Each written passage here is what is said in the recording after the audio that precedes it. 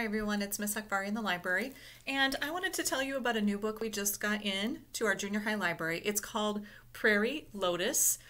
The lotus is a very beautiful, kind of looks like a water lily sort of flower if you haven't seen that before. And prairie is the big wide open spaces of grass that actually sort of make up the Midwest. There's not a lot of open prairie anymore, but that's sort of what things were like at the time that our book is set.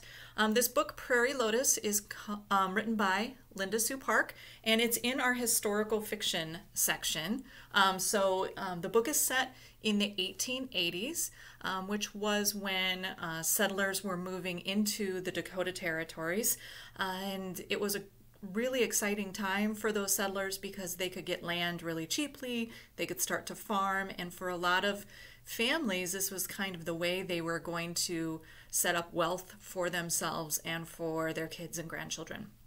In this story, the main character, her name is Hannah, and that's her on the cover. Hannah and her father have moved from San Francisco through different towns in the West and are now just coming to the Dakota territories in a town named La Forge.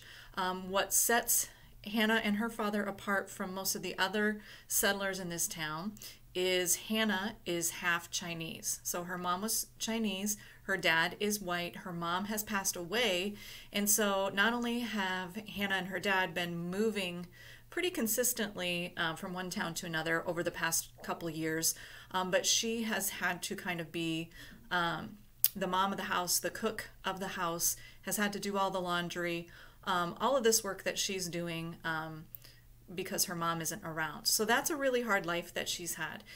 Hannah has a couple goals. The first one is to go to school. She has done some learning on her own. She's had some friends and neighbors that have helped her learn some basics. She's learned to read. She's read through most of the curriculum available to her. But one of the last things that her mother wanted was for her to go to school and to graduate. And so that's something that Hannah really wants to accomplish. The problem is every place they've been either hasn't had a school or hasn't let her attend because she's half Chinese. So Hannah knows from personal experience that the further they go into less civilized territory or less developed territory, the more people are uncomfortable with the fact that she's half Chinese, and she's experienced a lot of prejudice, a lot of discrimination, a lot of racism for that. And that definitely happens in the story of Prairie Lotus.